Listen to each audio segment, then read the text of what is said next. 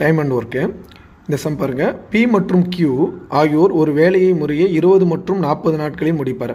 அவர்கள் இருவரும் ஒன்றாக சேர்ந்து வேலையை தொடங்கினர். சில நாட்களுக்கு வேலை செய்த பிறகு கியூ என்பவர் சென்று விடுகிறார். மீதமுள்ள வேலையை பி என்பவர் 8 நாளில் முடிக்கிறார் எனில் தொடக்கத்திலிருந்து எத்தனை நாட்களுக்கு பிறகு கியூ வேலையை விட்டு சென்றிருப்பார்? இந்த சம் பாருங்கள் ஈஸியாக. பி வந்து ஒரு வேலையை 20 நாளில் முடிக்கிறாரு தனியாக முடிக்கும்போது, கியூ அந்த வேலையை 40 நாளில் முடிக்கிறாங்க. 2 பேரும் சேர்ந்து அந்த வேலையை செய்கிறாங்க. சில நாட்களுக்கு பிறகு கியூ என்பவர் சென்று விடுகிறார். அப்போ மீதமுள்ள வேலையை பி என்பவர் 8 நாளில் முடிக்கிறார்.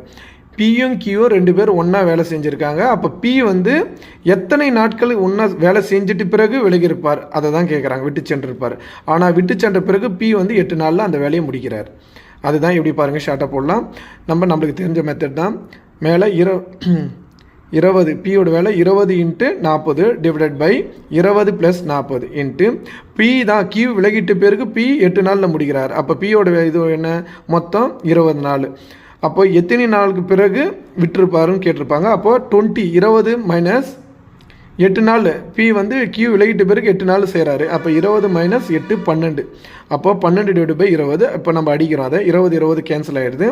அப்போ 40 / 2 20 + 60 கூட்டினா 60 × 12 0 கேன்சல் ஆகிடுது. அப்போ 12 எத்தனை முறை அடிக்கலாம்னா 6 2 முறை அடிக்கலாம். அப்போ 4 × 2 8. அப்போது கியூ வந்து 8 நாள் வேலை செஞ்ச பிறகு கியூ விலகியிருப்பாங்க. ஆப்ஷன் சி தான் சரி.